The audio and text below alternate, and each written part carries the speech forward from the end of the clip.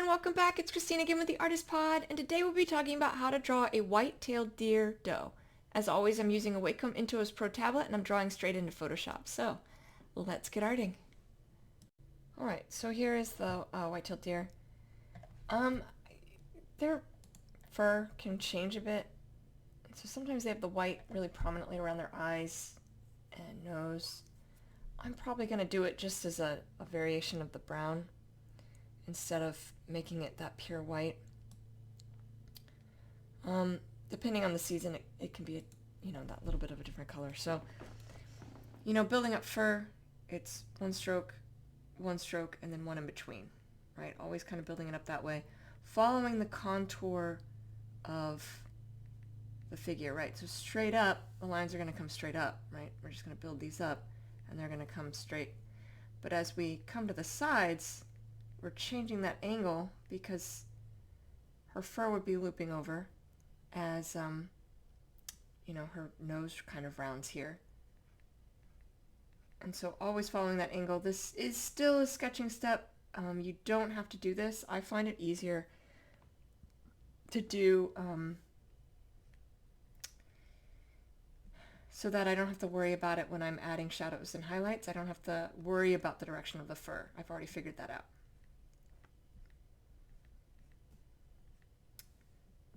It usually will kind of come straight in at the eye, and then, on the sides it'll start really kind of looping down, right down the side of her face. They're going to be going a different direction.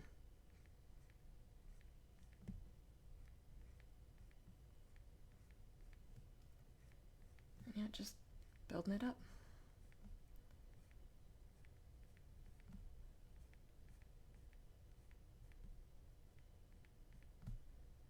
And you can pull the fur straight to the edge, right? Because she's got fur. And I mean, they have short fur, so I don't want to go too far past the edge. But because she's got fur, it won't hurt it if you come just a little off from the edge of the line. I'm going to try and keep it in place, but it's not something you have to worry about in the event that, you don't get it quite right. Same is true for color changes, right? Like, you're going to want some overlapping here, so it won't hurt it that it's pushing into the other color. In fact, if anything, it's actually probably good because you want that overlap. And then, again, you kind of have the straight point going up the middle, and then even with the forehead, you have the strokes kind of angling off as it comes off to the side. And I try to keep the stroke lengths sort of related to how long their fur is. So deer, their fur is pretty short, not a long-haired animal. So I'm not making her strokes overly long. Well, I'm not really making them as short as I probably should, but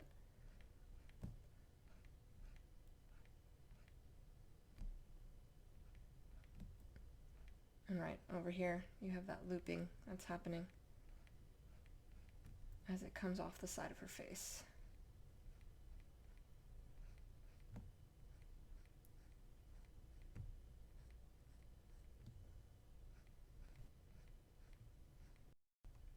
And all the way to the edge. Now she has a little bit of a bulge right over her eyes, right? Like there's this little bit of a section where her eyes are coming up. So I am kind of looping them down when I do that. You can see that I've come to the edge and I've looped it kind of down like that. Because when we get down in here, I'm going to change that direction, have them swooping up instead, and that'll indicate to us there's a gap. Basically, it's an easy way, by changing line direction, it's an easy way to kind of indicate that there's a change in space. Because again, we're following the contour, so same thing with the top of the head here, right? Like there's that little bit of a loop, and then bringing that up in a different direction for the ears.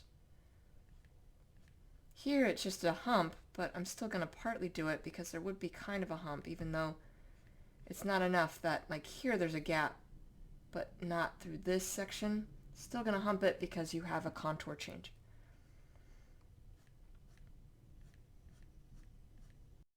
And then by eyes, we need to be a bit careful because the first thing that we look at are eyes. If we get the eyes wrong and we push, like if I push some of this ear fur into her eye, it's something that we would notice. So making sure I maintain, don't have to worry about it on the edge of her face, but I need to worry about it in the eye. That line is nice and crisp. As crisp as it can be in this style. Same thing on this side, right? Being very careful by the eye.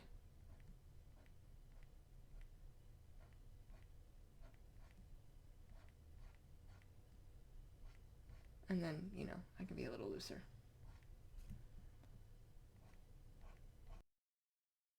Hair on the ears and by the nose typically tends to be the shortest hair on an animal.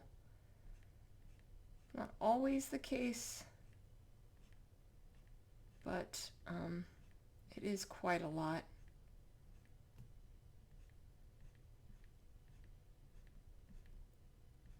You'll find animals with longer hair in their ears typically before you'll find them with longer hair by their faces, but there's still a lot that have the short hair by the ears. So right, if we're bringing it up, bringing it straight to the tip of the ear, and then kind of changing that direction, right? So I have this loop coming this way, and then I'm going to shift that direction down, so it's now coming this way. That'll avoid line conflicts, but that's also the direction the hair is going.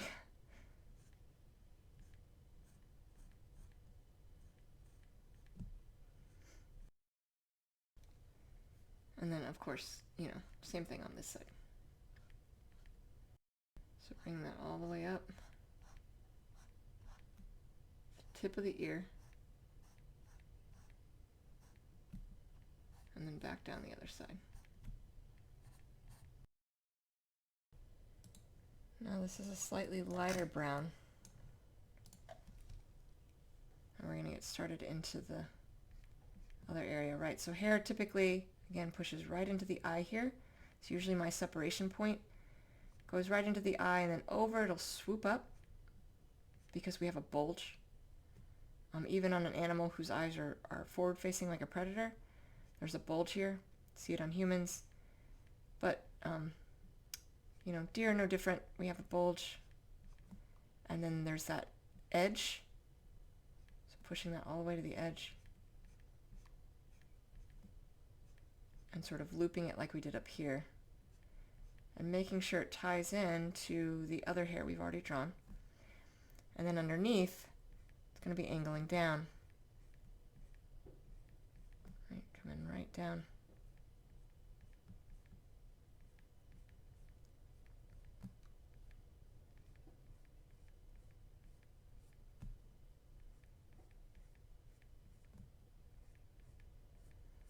And lining it up to the hair we've already done. So there's still one stroke going in between the others. Same thing on this side. Pulling that all the way over to the nose, to the eye, and then looping it up. Again, being careful by the eye. Be okay for some of this hair to push in, but on the back side or underneath, not as much. It's not the direction the hair's going, so it wouldn't make sense for it to be pushing into the eye.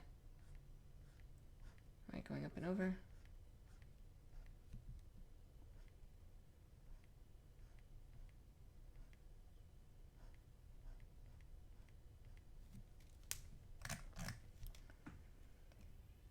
And then angling that down.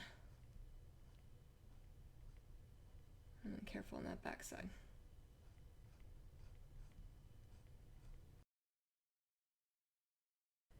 And they do still have some white. And do white on her chin. As I do that, chin in the middle, straight down. But as we come to the sides, angling that. So middle straight down. And then on the sides on the left, I loop it to the left.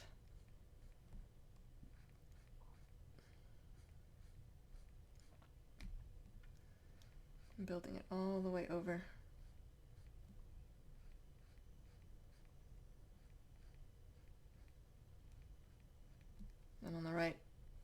opposite.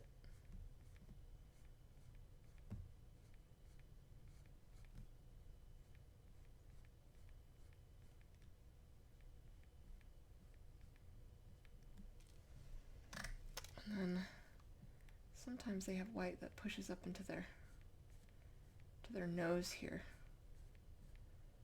So we're going to do that with her, just on either side.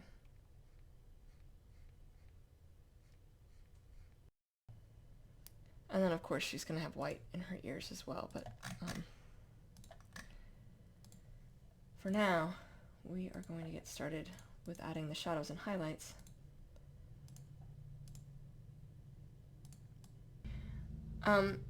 So light source coming from above and to the right. Like always, that means it's in front of, not behind or next to. And the reason for that is you want to give your subject the best possible light possible. If it's behind, she'll just be a silhouette, her face will be in darkness. If it's next to, you know, this side will have an extreme highlight, but this side will be relatively dark. By having it above and in front of, you're going to have the best chance to give her a lot of light, but still offsetting it. I rarely do a light source that's coming straight on at her, or straight on at a subject. I usually off-center it to add a little bit more interest. So we're just going to get started. And that's full pin pressure, following the lines we've already done. So we've already sorted this out in the previous step, so now I don't have to worry about it.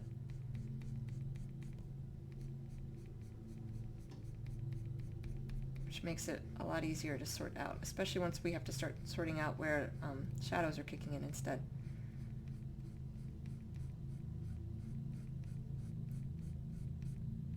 So nice, thick, full pin pressure.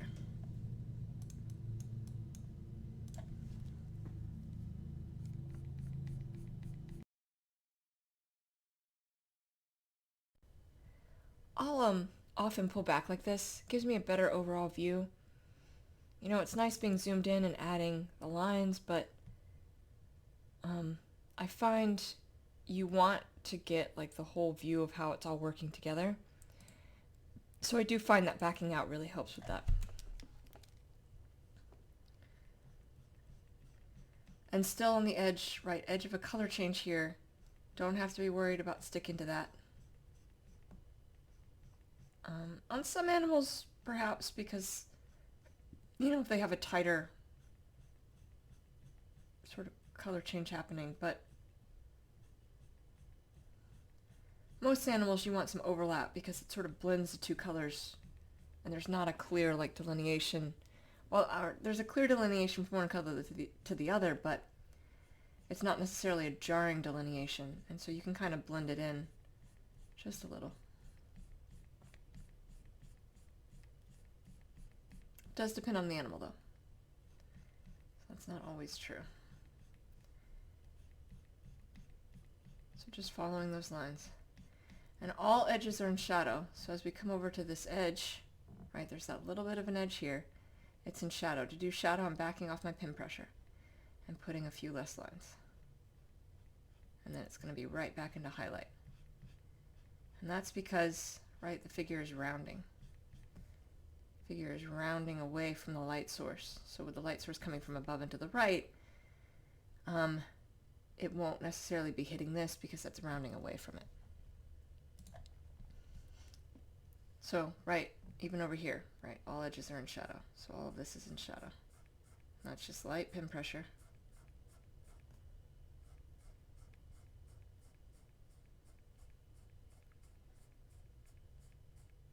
And you can see how different that looks between the full pin pressure and the light pin pressure. And you don't want this to be jarring between highlight to shadow. So making sure that's blended nicely, right, putting a little less pin pressure to bring the shadow up higher so that I can bring the full highlight a little further down, if that makes sense. I don't know if that does make sense.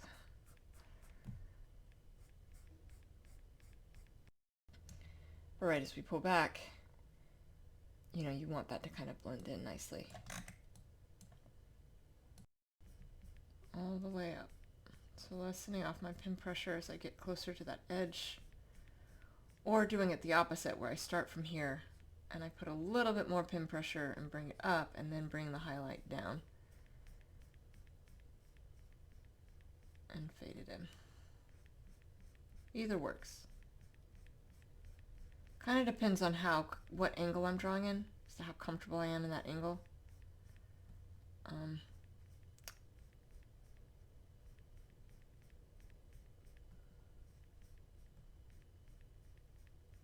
Certain angles are just, harder to sort of twist your body in that certain way.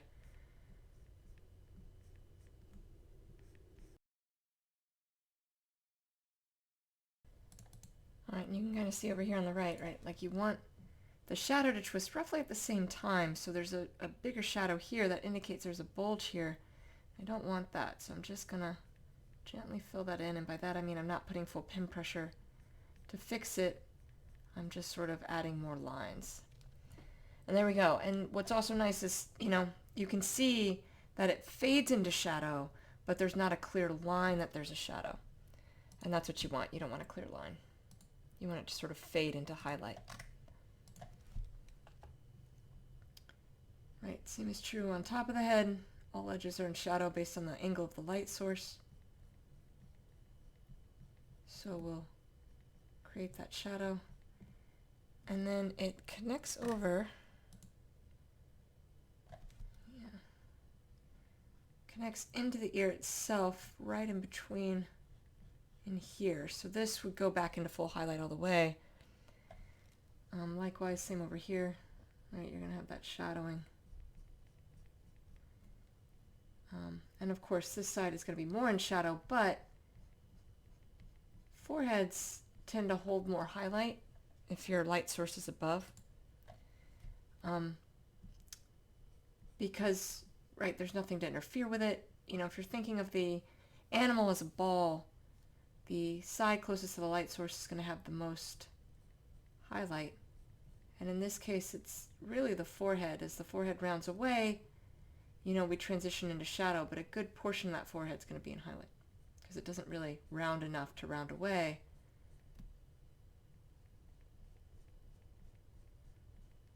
This is again why I always choose a light source in front. Or usually I choose one in front because it has the best chance to really illuminate your subject, and that's what you want. You want to be able to clearly see your subject as best as possible. And you can change your light source. It would just change, how you're going to add shadows and highlights. And maybe you do want a more dramatic effect or something else. So it's not that you always have to follow this rule. I find for, wildlife portraits like these, it's one of the best places to have it, above to the right or to the left. But it is important to always stick to your light source. I don't want to confuse that by changing the direction.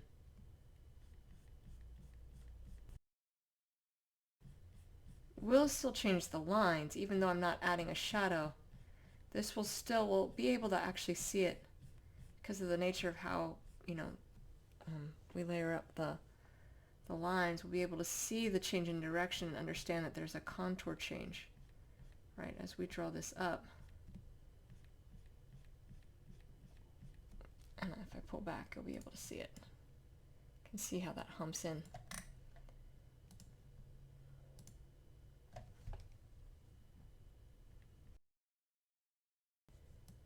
And, with the shadows coming on the edge here, you wouldn't have the shadows on the back side of the ear here where it's connecting in because that ear is forward facing.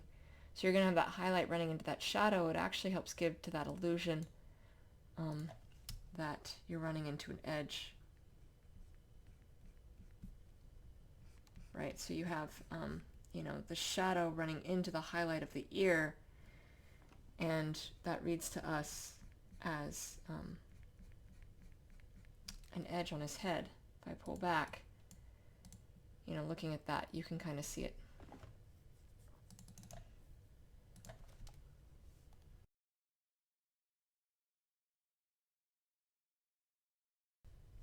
Now this dip, you know, there's a dip between the head and the ear here. Even though there's not a gap, you would have some shadowing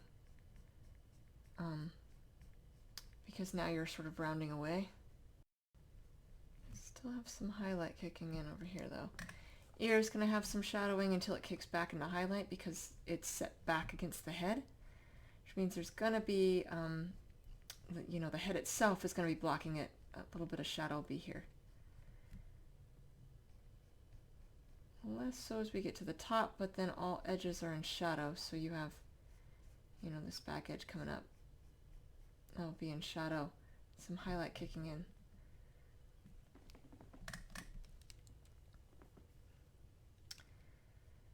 Now there's going to be a transition of highlight and shadow change in the other colors, so a lot of the forehead here of this particular color, what's left, will likely be highlight. That won't necessarily be the case though down into here. A lot of this will be in shadow.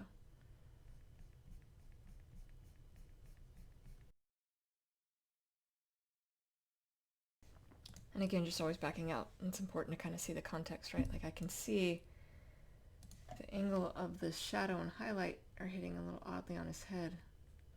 But I can't see that when I'm zoomed way in. I see it better when I back out.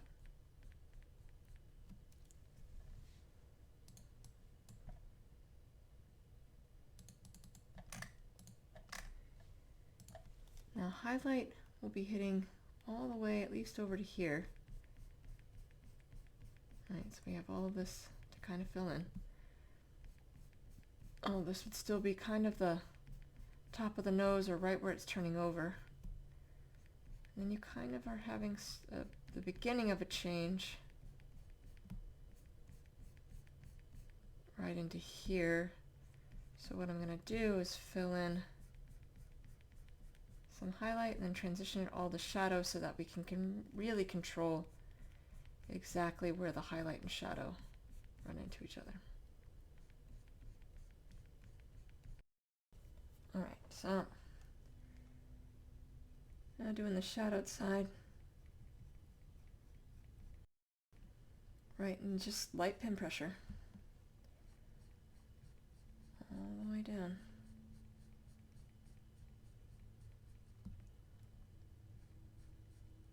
And all the way over. And even though some of this is going to have highlight, I'm going to pull the shadow all the way over to here.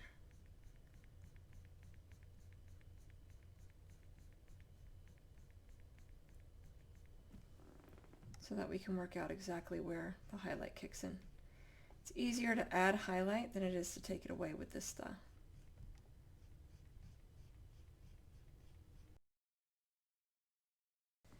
Okay, so when we pull back, you can kind of see this is kind of a harsh transition, and we don't want that. So I'm going to not put full pin pressure. Now that we've kind of filled it in with the shadow, you don't need to, right? There's already enough lines. So what I'm going to do is just add more lines, and the act of adding more lines instead of the pin pressure here will lighten it up. And that gives a ton of control for where I'm cutting highlights or shadows. I want to make sure it's bright enough at the transition point, right? So here it needs to be brighter, and I need to be mindful of that. Otherwise it won't look right. Right, just sort of brighten it up. Pull that highlight down. You can see I'm not putting a lot of pin pressure, but you can see it's really filling it in.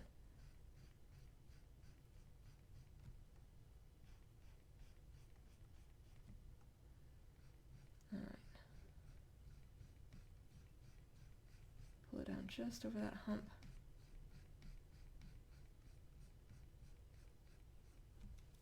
That was a little much.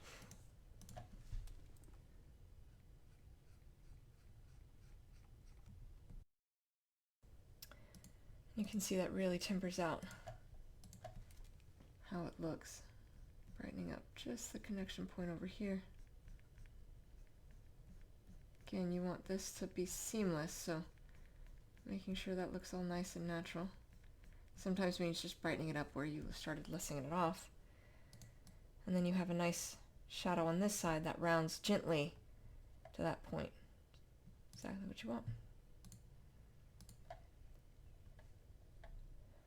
Alright, now we're going to go to the other color before we do the ears. So it's, you know, just that lighter brown.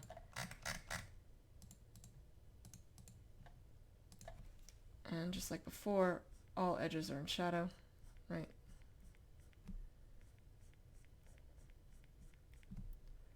So all of this in shadow. And then this as well.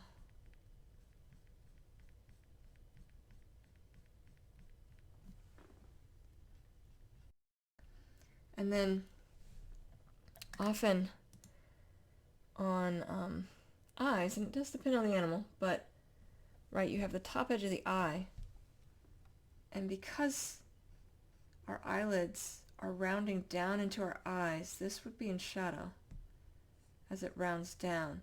Light source coming from above and to the right, though, means that underneath will be in highlight. Just making sure I'm keeping that straight, because again, it's important that this stay nice and even because of the nature of eyes. And then just, you know, building it up like before, making the transition from highlight to shadow as seamless as we can.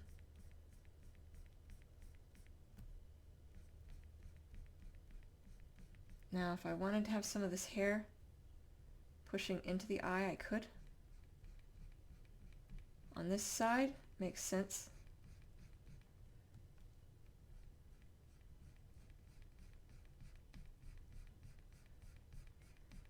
And then just, you know, overlapping. You can see I'm really pushing into the other color, which is fine.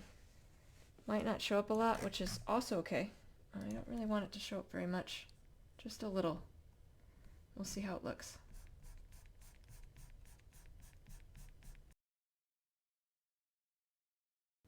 Sometimes I put a shadow here and sometimes I don't, where right on the bulge of the eye there's a little bit of shadowing because our eyes are right a ball in a circular recess in our heads, and the nature of how that works would create shadowing on the back side of that ball. Maybe we'll do that just a little bit here. Not a lot. Because of the way the deer is, her head's shaped a little differently than like a predator with forward-facing eyes. Her face is turned to the side, but still may work to do. We'll see. See if we like it. Did it just a little bit, so the rest of this is just full pen pressure. Fading that in, right? I don't want that to be too harsh.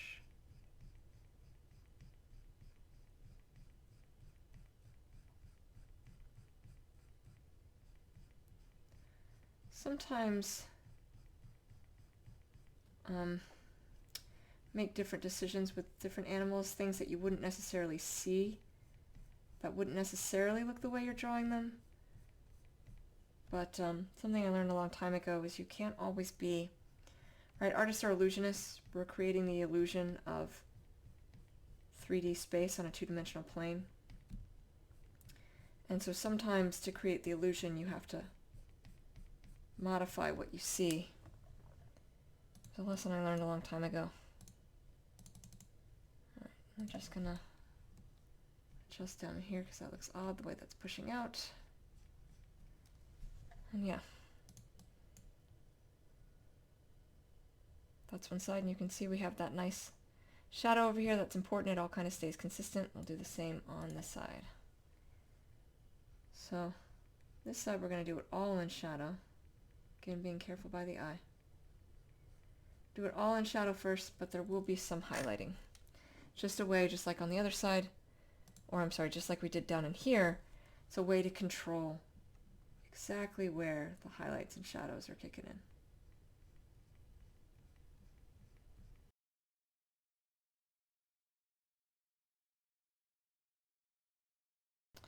Okay, so now I'm going to add a little bit of highlighting.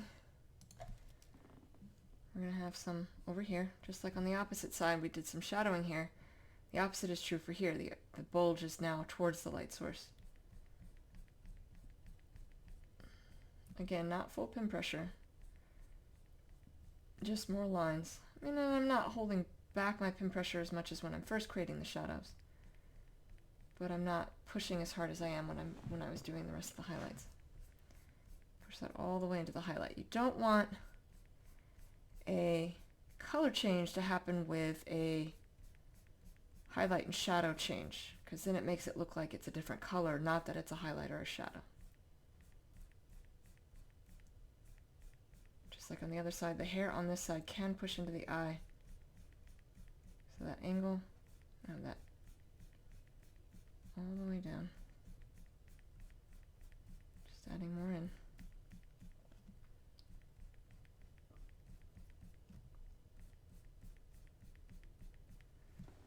And then doing the same thing here. Right, we have that transition from highlight to shadow. So giving that little edge burst of highlight before transitioning it as it comes down her face.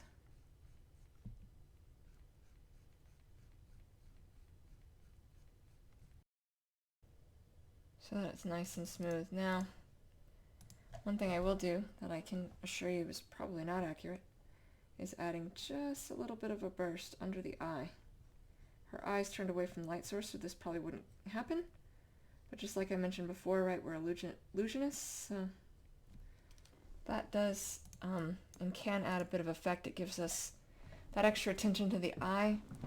On predators, this would be accurate. On humans, it would be accurate. Anything that has their eyes forward facing, you know, gives that sort of illusion that the eye is the ball in the head, even though on that side we wouldn't get that kind of highlighting.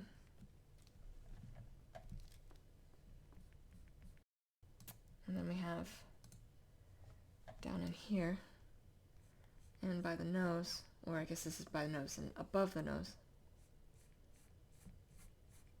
Right, coming underneath, so this would be in shadow. But up here, you're going to have some highlight.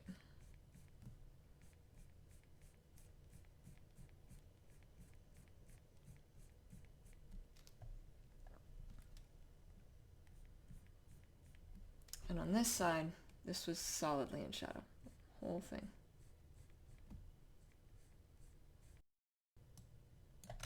And then above the nose would follow the lines we've already done, right? So we have some shadowing on this side going into highlight. Right, so then the rest of this is highlight.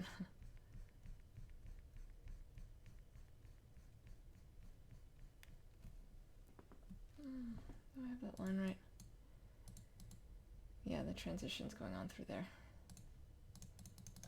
Taper it off just a little bit.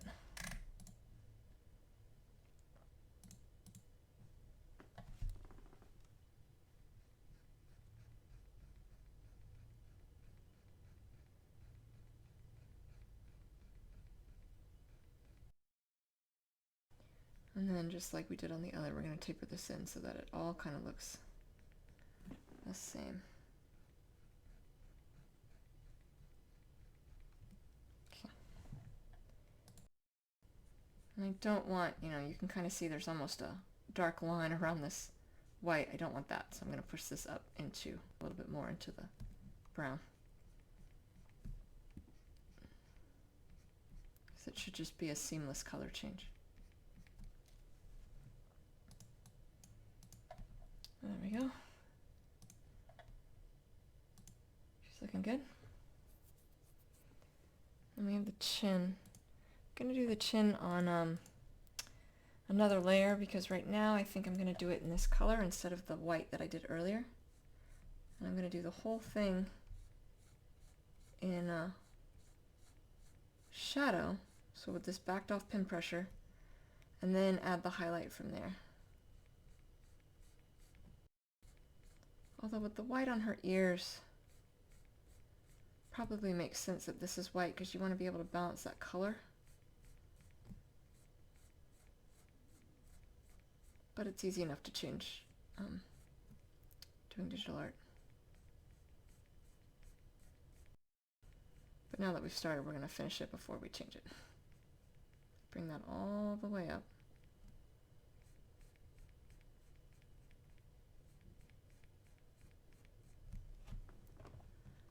And then follow it around on the other side.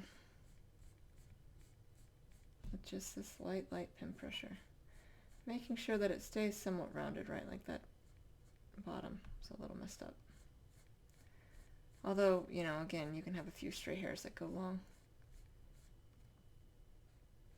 The nature of anything with feathers or fur.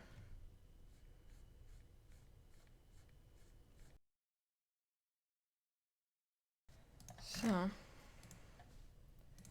that we've done that, highlight, kick it in, right, but kind of in the middle, so below is going to have some shadowing, above is rounding in towards the mouth and nose, so that would have some shadowing. So it's going to be kind of in this middle. On the right side, pulling this over, making sure to fade both above and below, so I'm not putting a ton of pin pressure, which will allow me to, my natural stroke will release it and create the shadow. And then as we get to the middle, bringing this over just past that point before I start actively really pulling back my pin pressure again. And it's not heavy pin pressure through here. Just like before, you know, we're just adding more lines, but not holding back. So I get to this side, now I'm holding back. And being more careful on how many lines I'm putting and where I'm putting them.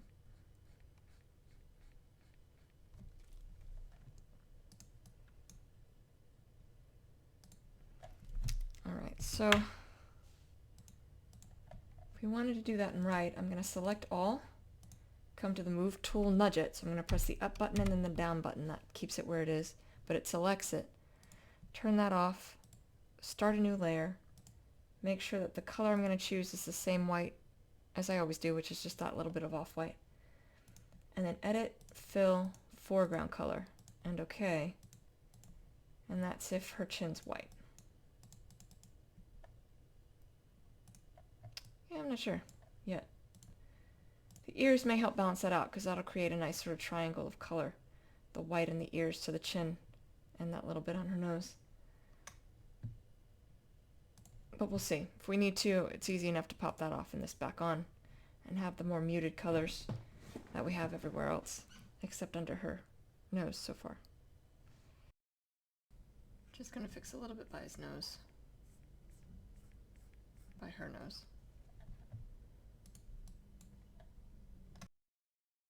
So we're going to get into the ears.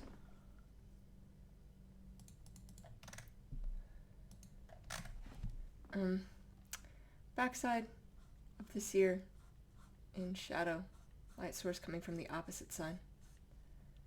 So that shadow all the way down.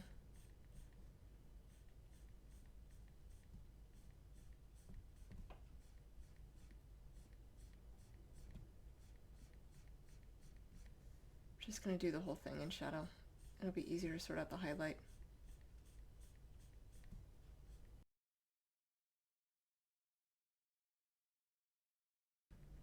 Being careful around the eye. Some of this will be in highlight, but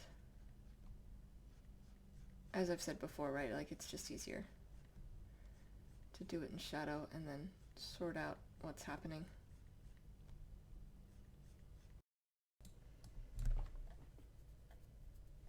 Alright, so there's going to be some highlighting on this side, but all edges are in shadow. So we're going to build that in. And then of course that back side's in shadow. Just like the others, you know, running it into the white where there's shadow really shows us that there's an edge there. And there's some eyelashes that she has.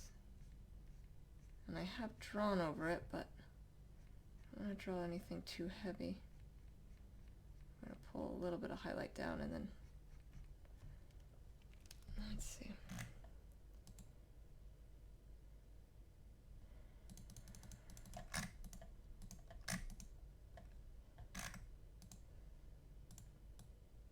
So I have it kind of coming down. So then this would still potentially have that, and then underneath. Again, CI, but being careful.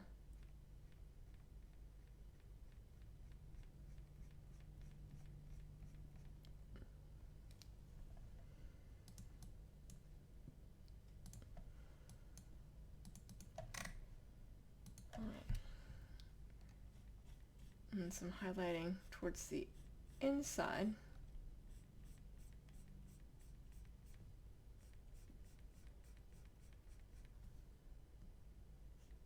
And have it fade out and then up to the tip. And then back down the other side.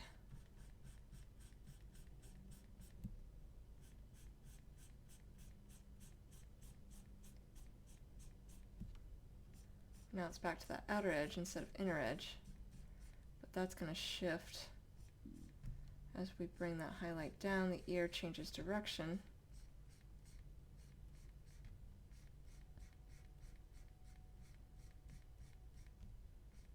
We kind of centered there.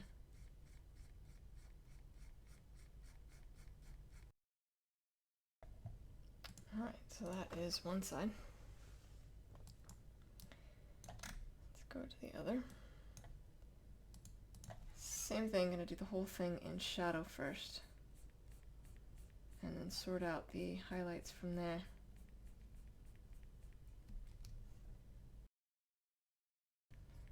And once again, careful by the eye. Light pin pressure.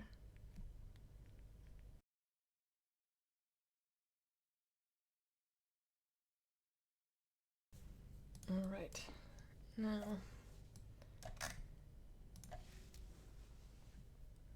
highlight potentially kicking in right down here and then getting further out as the head starts blocking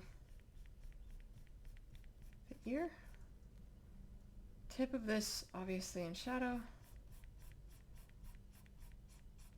and it's kind of going into shadow as it gets further and further down, fading that off. Highlight up into here, fading into shadow. Not a lot of space to work with here, but I'm going to try and give it a little bit of a burst.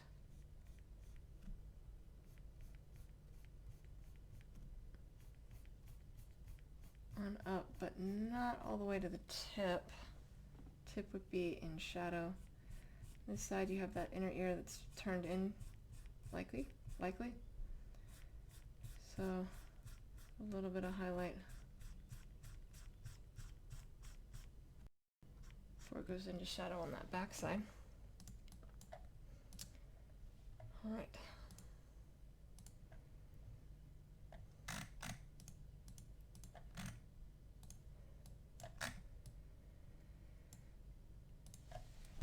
Now you can see the pink, but what I'm going to do is take the hair, sparse it out of the brown. Right, it's going into her ear. Now we can see the pink in certain light. It's probably hair all on the inside.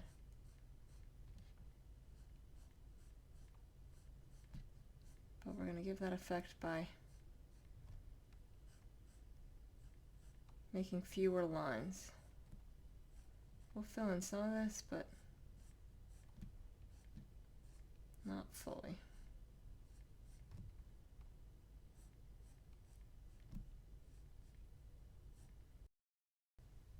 Same thing on this side, and then we'll fill it in just a little bit more than it currently is.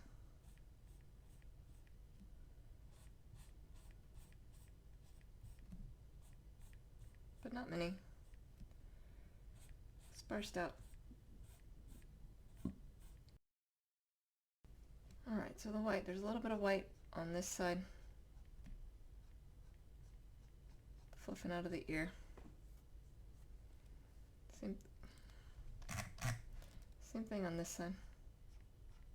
A little bit of white coming up. And you really have the bulk of it, this little ear fluff that animals get.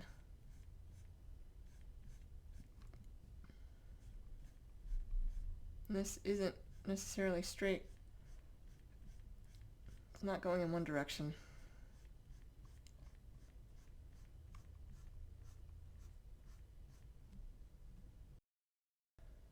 So, I'll fill this in a bit. Light pin pressure on some of this.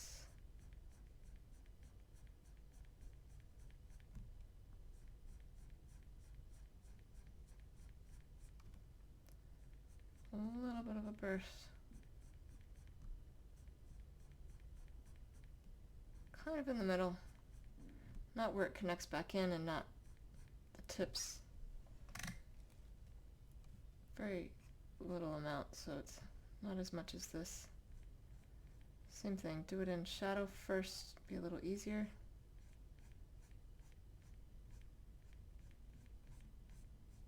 Especially because the hair's going everywhere.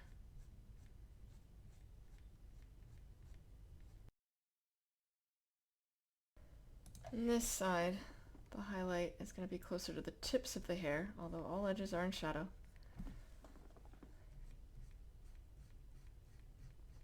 I'm going to weight it on that side. And if a few hairs do have highlighting on the tips, it's fine. It's the nature of hair, for one, may have that. Won't really show up as looking odd to us.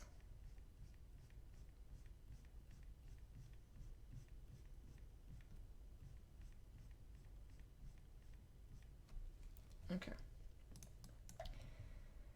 That's one side, now we'll do the other. Light pin pressure.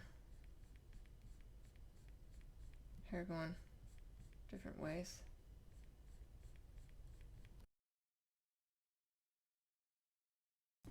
Okay, now on this side, highlight will be more towards the middle. Won't be in at the base of the ear because that hair is going back into the ear, so the ear itself would block it and it wouldn't be at the tip because, well, the tips are going away from the light source. So weight it in the middle.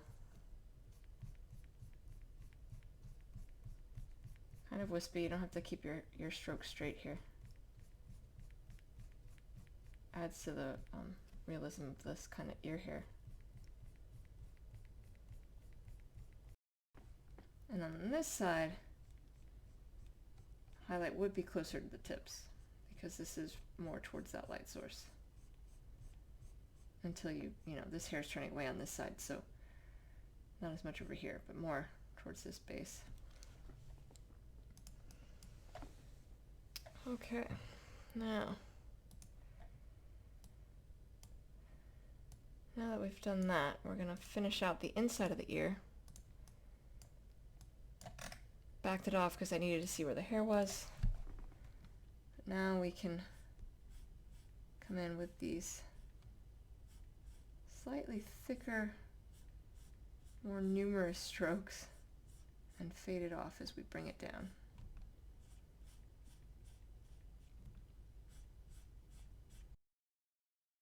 So by lessening the amount of strokes, we increase the shadow.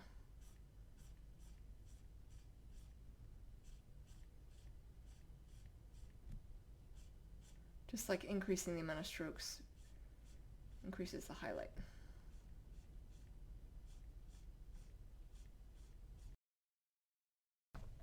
And by doing that, we give the illusion that the ear is disappearing down into a recess.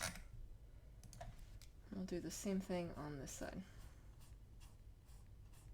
Start out, you know, with more strokes towards this edge so that it looks seamless as it goes into the ear. And then backing off how many strokes to create the shadow. We want a deeper shadow on this side than the other side because this is, you know, the side in shadow.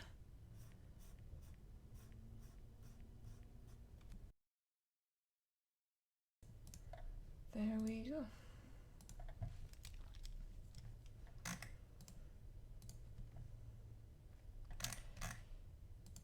Now, need to draw in black, which I'll do as gray.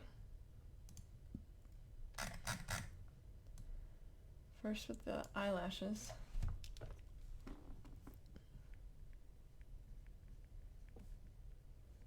Right, just hanging out there.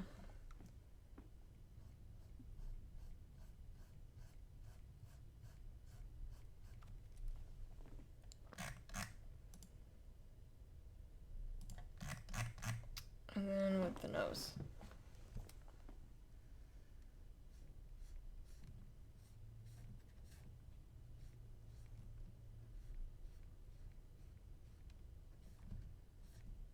Bringing it straight down for the middle, curving it as we bring it up the side.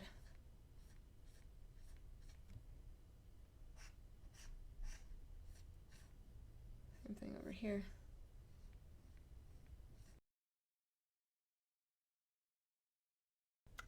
All right.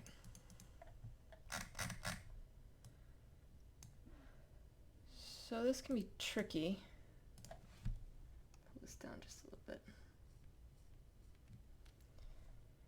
Doing gray as black.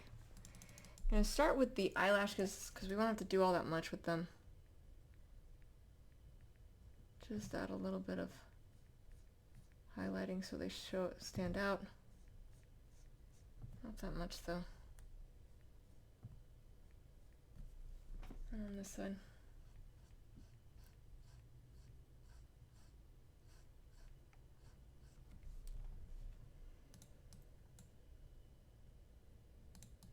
And then the nose. It's going to be light pin pressure, even though we're in some highlight. We're going to have to sort out the highlight in a moment. So light pin pressure.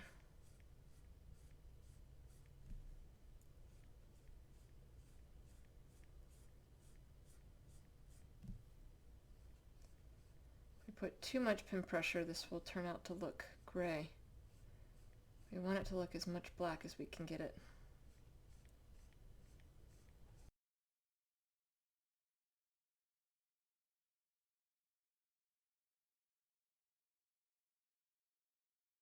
See, right now it's looking black, but when we start adding shadows and highlights, it might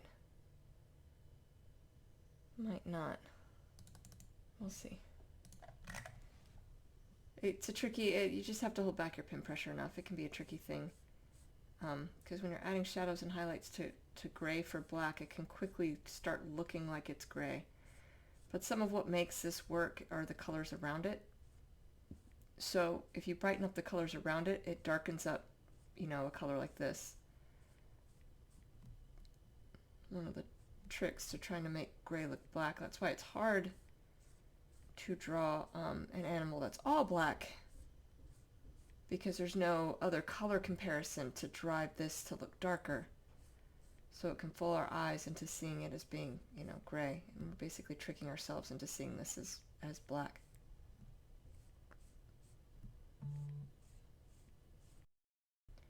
But not only am I holding back my pin pressure, I'm putting less strokes. So I'm being very mindful of how many strokes I'm putting anywhere. It's why I have to work slower, is I don't want to build up too much accidentally.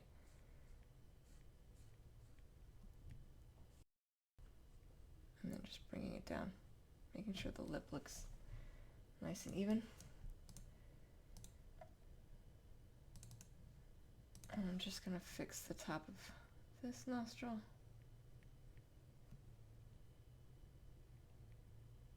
Try to make both of them look roughly the same.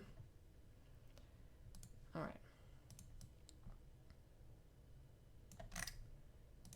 Now for the highlights, I am basically doing the same thing. I'm still holding back my pin pressure, just adding extra strokes to make it a little brighter, right? You have a burst of highlight under the nostril, go into shadow above, but likely pick up highlight right around here. And then, you know, across.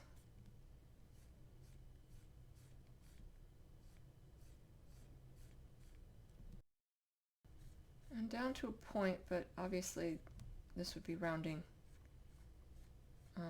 into shadow. And then fading it as we bring it over.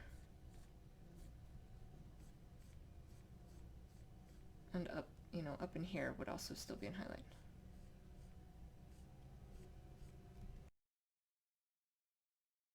And there we go. I'm gonna fix a few spots where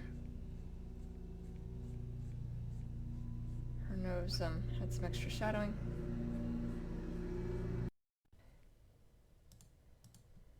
Alright, so now we've got to get the white under her nose here. They seem to have this, I don't know that all of them do all the time, but enough of them seem to have it that I put it in. So, not drawing very hard here because it is turned down, right? It's going under her mouth here. There probably is a little bit of highlighting right up in here though, before it starts to turn downwards.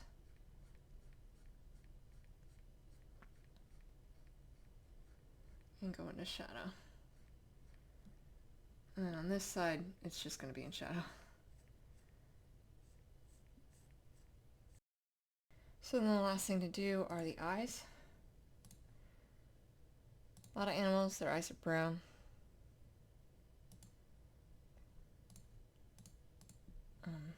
So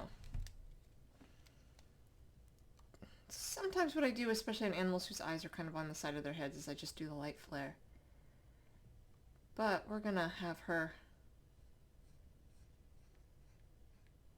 looking at us.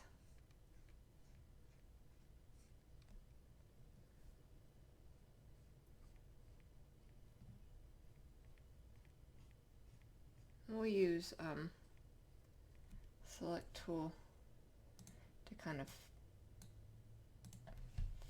fix it. I don't think I got this one quite right. In fact, I think I'm actually just going to erase it.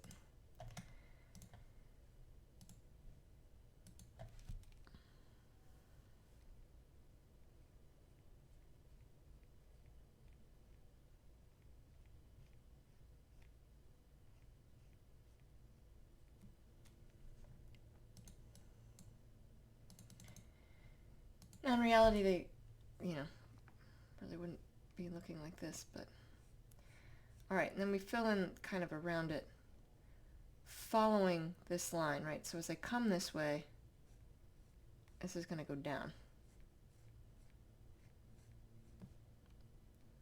And on this side, could go up a little bit before it goes down, but it inevitably still needs to go down. And then we just sort of fill in that circle. Same thing with this side, right? This comes down. And then on this side, it could go up just a little bit, but inevitably needs to curve downward.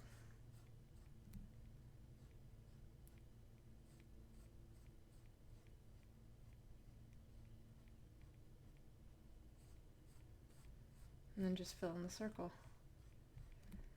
And this is absolutely a case. You'll see me back out a lot for the eyes. Because while up close something may look like it's looking at you, if you back out and it's not, then it's not. So it's an example of one of the reasons why I back out so much, right? Is up close something can look great, and then you back away and you've missed something or it doesn't quite work. And so that'll tell me what I need to know, right? So I can back out and see she looks like she's looking at us. Now I talked about using the select tool, so I'm using specifically the elliptical marquee tool, and I'm going to come in here and make a little oval if it's not already. And that just kind of cleans up that edge. And then I do the same thing on this side. Cleans up the edge a little bit. Since the pupils are also important, not just the edge of the eye that needs to be straight, but you know, the pupils, and I'm just going to fix this line. Because of how I draw, sometimes when I do that, it leaves some gaps. I'm going to do the same thing over here. Some of this will be resolved with shadows and highlights, but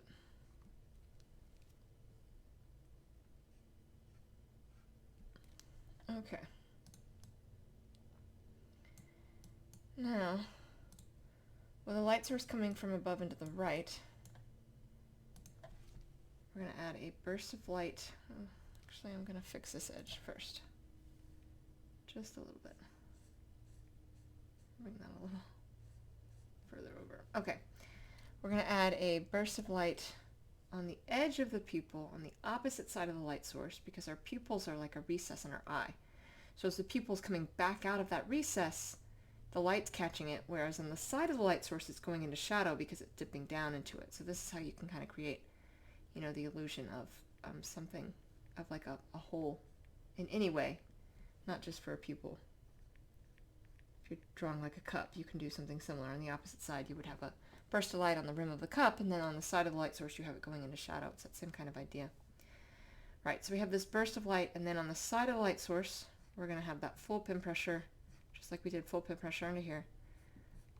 That goes all the way under, leaving that gap that goes all the way under and attaches to this burst of light, going all the way under the eye, edge going into shadow, and then this side, this back side kind of going into shadow. Right, so that full pin pressure all the way down.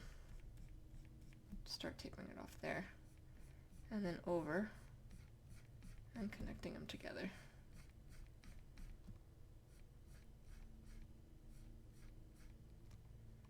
And then fading it out. Right, so backing off my pin pressure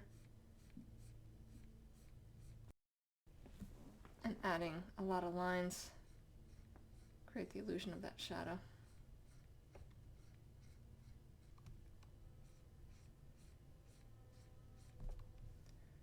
And then as we get closer into here, same thing, backing off that pin pressure, popping right back out. And then up in here, same thing, backing off the pin pressure. Because it's going into a shadowed space, right? That's what this black is it's the shadow of the eyelid casting over our eye.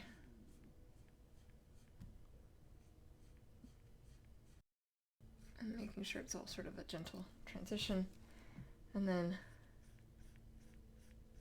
shadow on this side.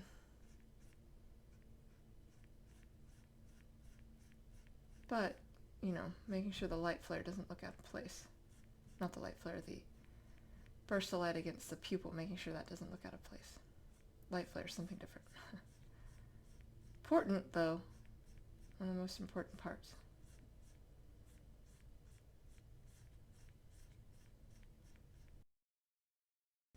And then just, you know, fading it into place.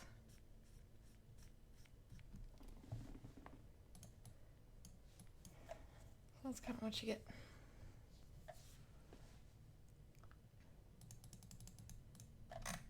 And then same thing on this side, burst against the pupil.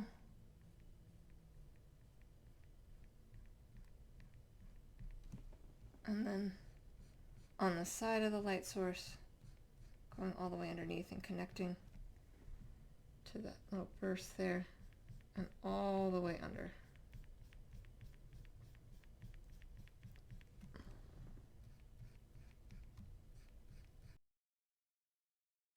Making sure it's faded. That it just sort of fades into place. And then the back side, of course.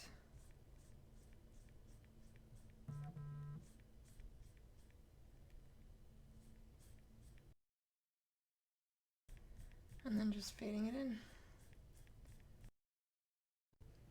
Alright, and one of the most important things we can do for the eyes is the light flare. So to do that, I'm just going to change my foreground color to that off-white. I'm going to take the elliptical marquee tool and I'm going to make, a little circular ovular shape, typically on the eye that's the most in shadow first, and making sure it's in a highlighted portion of the eye, right? So I don't want it up here in the black. And then I'm just going to come down here to edit. Oops, not stroke. Edit and fill, foreground color, and hit OK. I'm going to drag the selection, so I just have to drag it. As long as I'm still on the selection, it'll take the selection and not what I just filled. Try to line it up from the bottom the same way that this one is. And then do the same thing. Fill, foreground color. Right, when we back out, we have that nice light flare, but we're not done.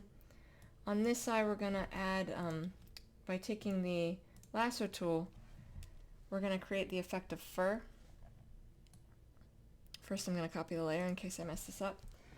But to do that, right, we're going to come down, so what I'm doing is I'm following the edge of this eye, right, come down, and then we have that fur happening. So just creating these jagged lines coming up here and erasing out. And that gives that illusion that there's fur blocking. Right, you can kind of see that in here. And then I'm debating for both of them. We have the eyelashes coming down, so you could even have some long eyelashes blocking some of this. Erase that out. Yeah, I think that probably works. Although maybe not as much on this side because they're not right there. But you get kind of that effect.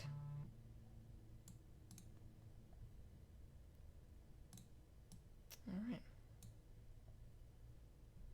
Alright, so that is how you draw a white-tailed deer doe. I hope that was helpful. In the floating nether next to me, I have other videos of art tutorials I have done, and I will see you all soon. Thank you so much. Take care.